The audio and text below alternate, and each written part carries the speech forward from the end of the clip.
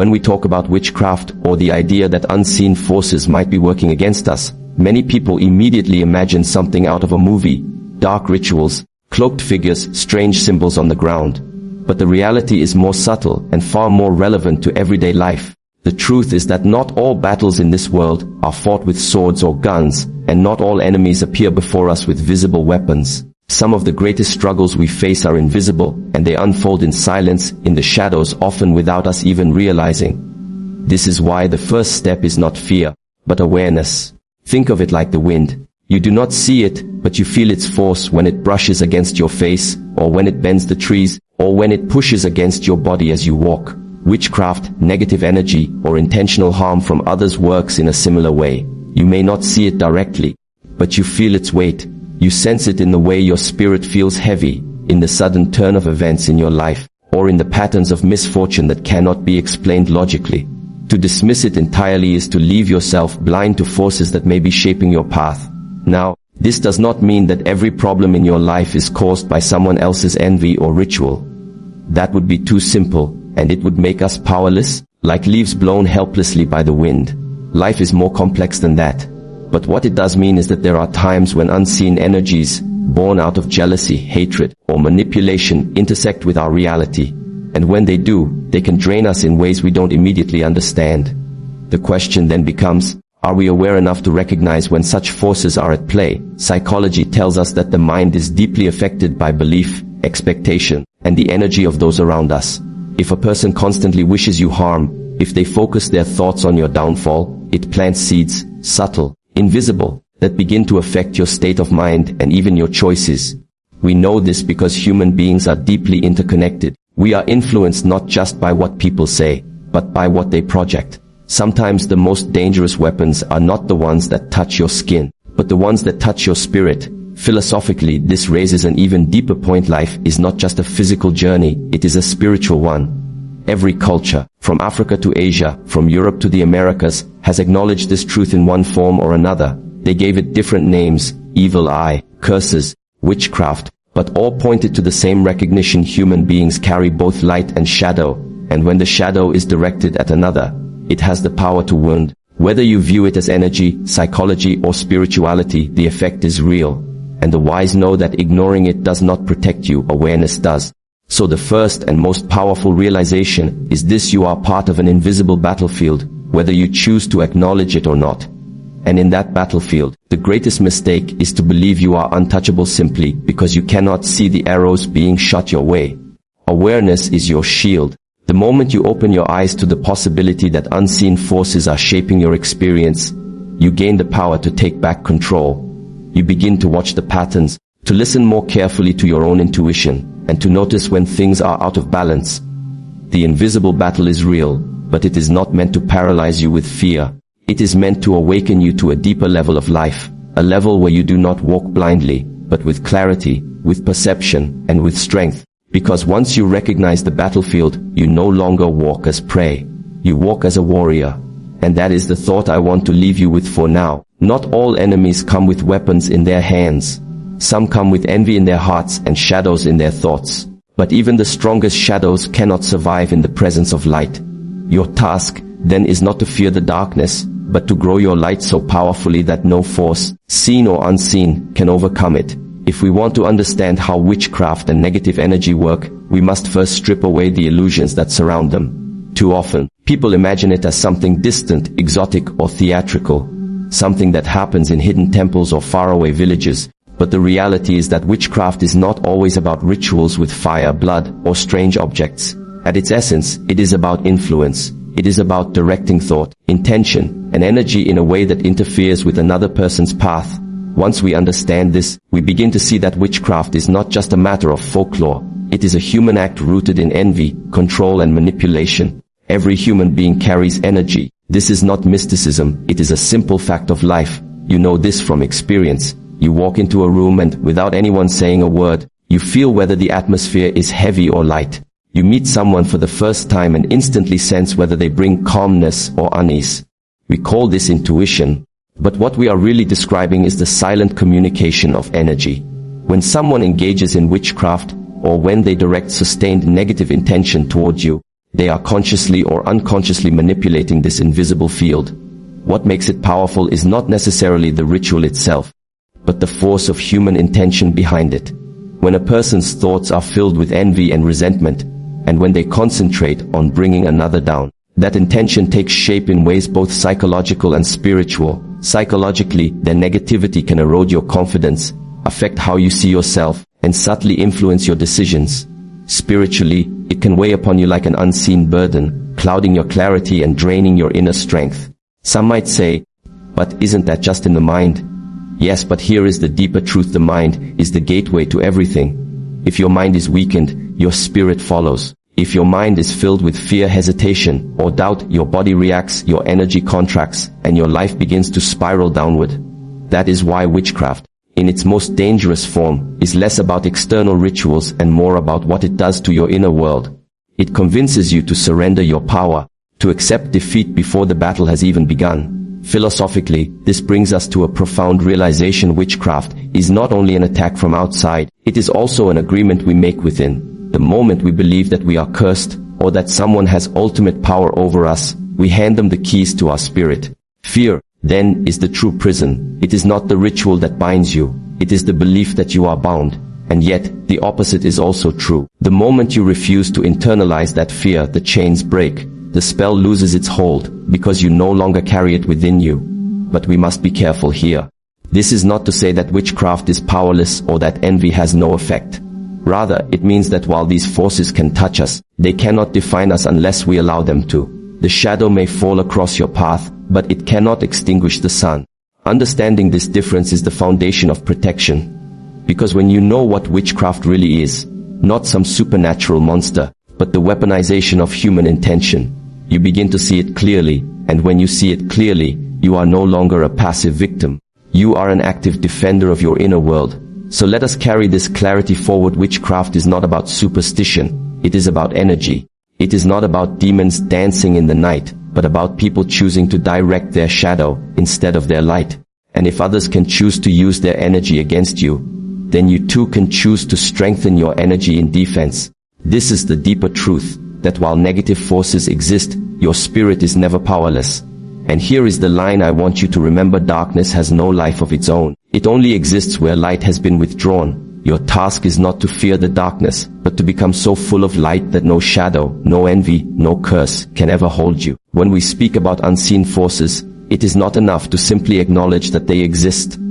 The real challenge lies in learning how to recognize them. Just as a doctor must observe the symptoms before diagnosing an illness, we too must learn to identify the signs when witchcraft or negative energy has entered our lives. Because the truth is this: nothing enters your life without leaving traces. Energy always leaves a footprint, and the first step to regaining control is knowing how to read it. There are certain warning signs that repeatedly appear across cultures, across traditions, and even across psychology. They are not always dramatic, but they are persistent. And when you begin to connect them, a picture emerges, a picture that tells you something is not right. The first sign is sudden misfortune. Not the ordinary ups and downs of life, but a series of setbacks that seem unnatural in their timing. Perhaps everything was moving smoothly, and then without warning, doors that were once open begin to close. Opportunities vanish, relationships break without reason, financial streams dry up. Of course, life has its struggles, but when misfortune appears like a storm cloud that follows you alone, it may not be random. It may be the echo of someone's envy, the weight of an intention directed against your progress. The second sign often appears in the realm of dreams. Dreams are the language of the subconscious, the stage where your spirit reveals what it cannot express in waking life. If you find yourself repeatedly attacked in your sleep, being chased, falling, or visited by strange, oppressive figures, this may not be the imagination at play. Many traditions recognize that spiritual battles often appear first in the dream world, because that is where your defenses are lowest. Pay attention to these patterns, they are not meaningless. The third sign is exhaustion that has no explanation. You sleep, but you wake up tired. You rest, but your body feels heavy. This is not the fatigue of hard work. It is the draining of energy that comes from carrying a burden that does not belong to you. Witchcraft works by pulling on your vitality, by cutting the flow of energy that sustains your clarity and focus. If you are constantly weary without cause, it may be a signal that something unseen is feeding on your strength. The fourth sign is financial or material blockages. Money is not just paper, it is energy, it is flow. When you are aligned and moving with clarity, resources tend to move toward you naturally. But when negative forces are at play, it is as if every effort meets resistance. No matter how much you try, things slip through your fingers. Contracts fall apart, investments collapse, unexpected losses appear. Again, mismanagement can cause these things too, but when it happens consistently without logical explanation, you must consider the unseen. The fifth sign is isolation. People around you begin to distance themselves. Friendships that were once strong weaken, misunderstandings multiply, and you find yourself alone in moments when you most need support. Witchcraft often seeks to separate you from your circle, because when you are isolated, you are weaker. Division is always the first step before destruction. If your relationships suddenly fracture without reason, reflect on whether an external force is at work. The sixth sign is conflict without cause. Arguments arise out of nothing. Small issues become great wars. It feels as if peace has been stolen from your household, your workplace, your inner circle. This too can be the mark of external interference, because nothing destabilizes a person faster than constant conflict. It drains focus, it weakens love, it blinds the mind. And finally, the seventh sign is a heavy spiritual atmosphere. You may enter your own home and feel a weight pressing on your chest. You may sit alone and feel a presence that should not be there. This heaviness is unmistakable once you have experienced it. It is the sense that something is with you, watching, waiting, pressing against your spirit. Many dismiss it, but those who have felt it know that it is real. When you begin to notice these signs, sudden misfortune, strange dreams, exhaustion, financial blockages, isolation, conflict, and spiritual heaviness, you must understand that they are not random. They are signals, whispers from your inner world, warning you that something is moving against you. Ignoring them does not make them disappear. It only allows them to tighten their grip. And here is the truth you must carry: life always speaks before it breaks. The signs are already there, if only you choose to see them. Do not wait for the storm to consume you before you recognize its shadow. Learn to read the signs, and you will learn to protect yourself long before the damage becomes too great. Now that we have named the signs, the real work begins. Understanding them in a way that allows you to recognize them in your own life. Because a list of symptoms on its own is not enough. What matters is the story those symptoms are telling you. And when you listen carefully, you begin to see how these signs are not random misfortunes but patterns pointing to something deeper. Consider the first sign: sudden misfortune. Imagine a man who has worked for years to build his business. He is disciplined, intelligent, and careful with his decisions. Yet one by one, his contracts collapse, partners betray him, and opportunities disappear just as they were within his grasp. If this happens once, we call it chance. If it happens repeatedly without clear explanation, it begins to reveal something else. A force moving quietly against him, fueled perhaps by envy from those who cannot stand to see him rise. This is how witchcraft operates, not through visible chains, but through invisible disruptions that erode the foundation of your life. Then there are the dreams. A young woman tells of nights where she feels pressed down in her sleep, unable to breathe, unable to move. She wakes up trembling, with the sense that someone has touched her spirit. To dismiss this as only imagination is to ignore a deeper truth. Our subconscious is a mirror of our inner world. When something disturbs that world, the dream is often the first place it appears. Dreams are warnings, and they deserve attention. The exhaustion is another story many know well. You wake up tired, though you have slept 8 hours. You drag yourself through the day with no strength, no focus.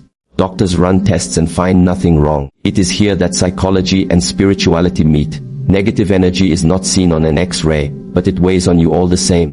It is as if someone has tied a stone to your spirit, and you are forced to carry it everywhere you go. Financial blockages, too, are a form of this burden. I recall a story of a man who was always one step away from success. Each time he was about to sign an important deal, something small, almost trivial, would ruin it. A missing document, a sudden delay, a misunderstanding. This repeated so often that he began to question whether it was truly coincidence. Money, in this sense, is not just material, it is energy in motion. When it refuses to flow despite your effort, it signals interference. And what about isolation? Perhaps you have felt this: friends who once stood by you no longer answer your calls. Family members turn against you without reason. Misunderstandings multiply until you are alone. Witchcraft thrives in separation, because when you are cut off from support, you are easier to weaken. Division is always the first step before defeat. Conflict is another form of division. The home becomes a battlefield. Small issues spark great wars. Couples who once lived in peace suddenly find themselves arguing over nothing. Colleagues who once collaborated well now clash at every turn. When conflict appears without root, it may be that the seed has been planted from outside. The intention is not only to hurt you, but to destabilize everything around you. Finally, the heavy atmosphere. Many people have walked into a room and felt a weight they could not explain. Some describe it as a presence, others as a suffocating heaviness. The air feels thick and your spirit feels pressed down. You cannot see it, but you know it is there. This is perhaps the clearest mark of all, because the spirit always knows when it is not alone. When we look at these signs individually, they may seem like ordinary struggles. But when they gather together, when they repeat in patterns, they reveal something undeniable, an interference in your path, a hand reaching into your life from the shadows. To see this is not to live in fear, but to awaken to awareness. And this is the lesson. Life always whispers before it shouts. The signs are never absent, they are only ignored. Learn to see them, and you will learn to protect yourself. Refuse to see them, and you will walk blind into the storm. Would you like me to also expand key point 5? The protection and defense strategies into a 600-word empowering guide, shifting the tone from warning to empowerment, so the audience feels hope and clarity after the heaviness of the signs. Awareness alone is not enough. To recognize the signs is the first step, but if you stop there, you will remain a spectator in your own life, watching events unfold without the strength to intervene. The real transformation begins when you learn how to protect yourself, how to defend your inner world so that no force, no matter how dark, can take root within you. And here is the truth: protection does not always come from rituals or objects. It begins with the way you live, the energy you carry, and the discipline you maintain over your mind and spirit. The first and most powerful defense is your inner state. Think of your spirit as a flame. When it burns brightly, it cannot be touched. Shadows may surround it, but they cannot extinguish it. Witchcraft, curses, or negative energy succeed only when the flame is already weak, when doubt, fear, and hopelessness have dimmed its light. This is why the greatest protection is strengthening your inner fire through clarity, discipline, and faith. The stronger your sense of self, the harder it is for any external force to pierce you. One way to do this is through intentional practice. Whether it is prayer, meditation, or simply a daily moment of silence, these are not superstitions, they are tools to train the mind and align the spirit. When you pray or meditate, you anchor yourself to something greater than the chaos around you. You remind yourself that your strength does not only come from the outside world, but from within, from that place that cannot be touched by envy or hatred. People who make such practices part of their daily rhythm carry a kind of shield that others can feel, even if they cannot explain it. Equally important is the environment you keep. Energy is contagious.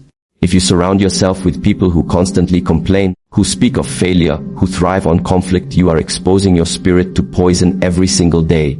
Protection means choosing your circle carefully, walking away from those who feed on your weakness, and drawing closer to those who uplift and inspire.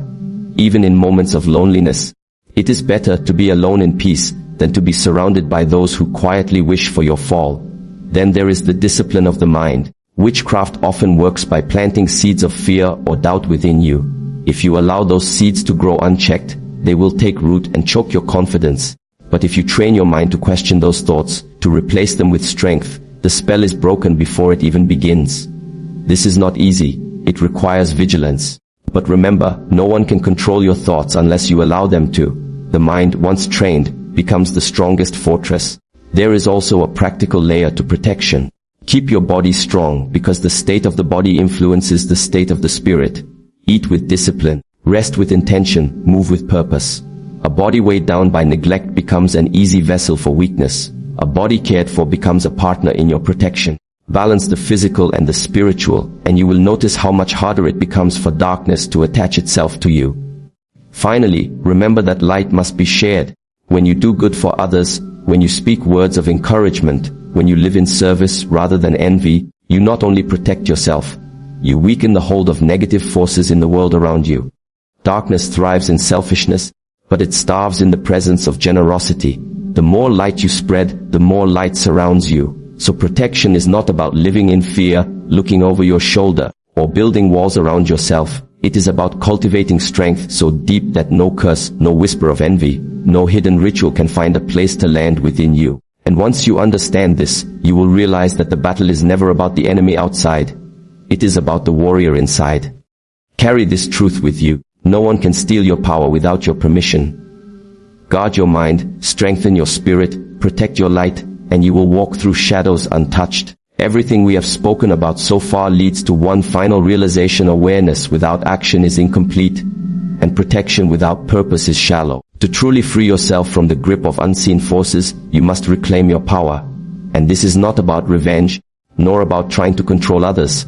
It is about no longer allowing shadows to dictate the way you live. It is about walking through life with clarity, with strength, and with a deep conviction that your destiny cannot be stolen by envy, hatred, or witchcraft unless you hand it over. The greatest mistake people make is to live as if they are helpless victims of life. They say, others are against me, I am cursed, nothing works out for me. But when you think like this, you give away your power twice. First to those who wish you harm, and second to the fear within yourself. The truth is, life will always place obstacles in your way. Some are natural, some are human, and some are invisible. But what matters most is not what is sent against you. It is how you respond to it. The one who remains standing, who refuses to bend, who insists on moving forward despite the weight.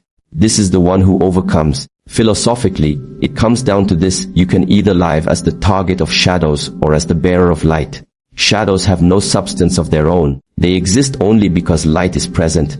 This means that no matter how dark the forces that rise against you, their very existence is proof that you carry something worth envying, something worth attacking. People do not waste energy on what is empty. They strike only at what is full. If you are under attack, it may be the clearest sign that you are walking a path of significance. Seen this way, even witchcraft is not only a curse but also a confirmation. So what does it mean to take back your power? It means refusing to be defined by fear. It means living with such intention that even setbacks become fuel for growth.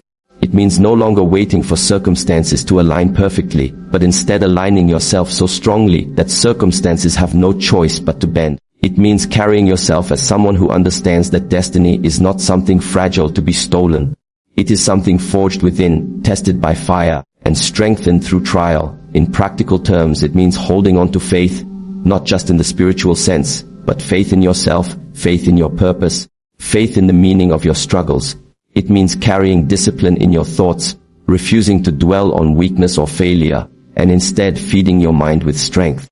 It means embodying gratitude, because gratitude shifts your focus from what has been taken to what still remains, and from that place of abundance. No curse can truly destroy you, and perhaps most importantly, it means living courageously. Because courage is the one thing that fear cannot stand against. Fear feeds on retreat, but it starves in the face of persistence. When you keep moving, even when the path is heavy, you prove to yourself and to the world that no unseen force can paralyze you. So, as we bring this journey to a close, remember this: the purpose of recognizing witchcraft, of seeing the signs and learning the defenses, is not to live in constant suspicion of the world around you. It is to stand taller, to walk with greater clarity, to no longer be deceived by shadows. The battle is real, but so is your strength. And your task now is simple: to live as if your spirit is untouchable. Because once you believe that deeply, the world begins to treat you that way too. Carry this with you. The final victory is not when darkness disappears. It is when you realize it never had the power to define your light.